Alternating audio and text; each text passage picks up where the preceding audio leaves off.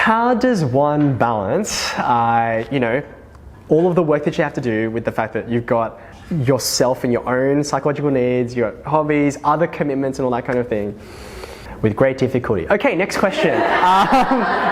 Obviously you want some practical tips, right? So, probably the most helpful practical piece of advice I got is that you will go through seasons of life.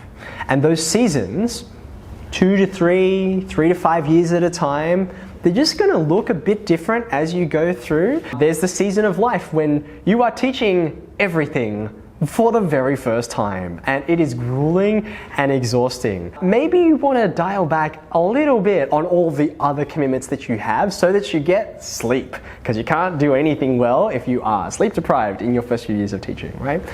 There's going to be a season of life where you're like, oh, I think I've kind of mastered a lot of the syllabus and the curriculum. For me, it generally happened around the third time that I taught anything. Because the first time, you got no clue, and it'll probably go badly half the time, but half the time it's all right, by sheer luck, that's okay, right?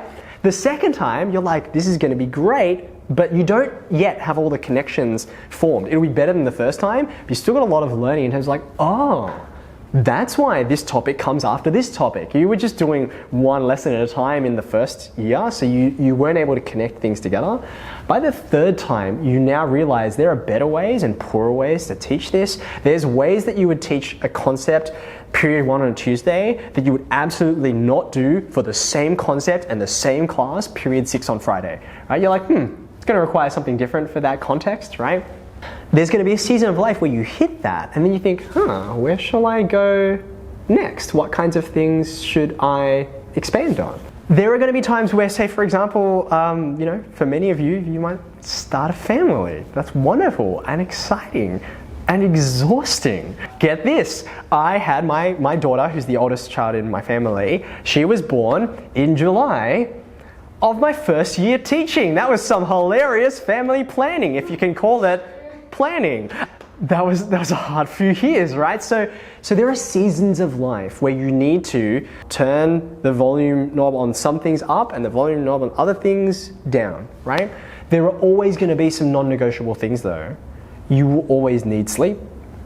You will always need friends, because they are going to be the people who carry you through the really hard days that you have. You will always have times where you want to, nurture those relationships with family and they're never going to disappear, but they'll have a rhythm to them, right? And so I think the careful thing you need to do is always be, like as each term goes, right? You actually have this wonderful thing called school holidays, where you'll be working a lot, by the way, but at least you can kind of reset yourself a little bit and say, my goodness, what just happened over the last 10 weeks?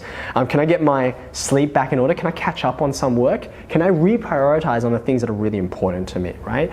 Use that and reset each time. Don't get into a rut and just be like, man, where did the last, 3 months of my life go? You need to be active in critiquing the way that you spend time and thinking, there's some things I'm committed to that maybe I should just hit pause for a little while and not feel guilty about that, because you're a human being and we don't want you to just become one of the many people who just do not survive in the profession, right? The first 3 years are probably the very hardest. Because remember I said to you before, it was like I sort of hit a stride in that third time I taught things. Well, that was nothing in those first 3 years. I hadn't taught anything for the 3 times up until that. But after that, I started to hit a bit of a rhythm. So be kind to yourself in that way.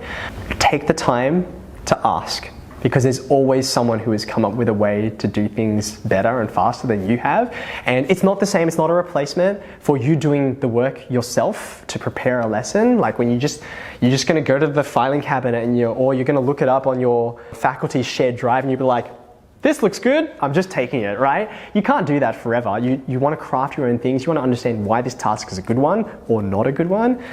But in those first few years, don't be ashamed to just grab it and run with it, and you will learn as you go. That's just part of making yourself survive in the long term. Okay.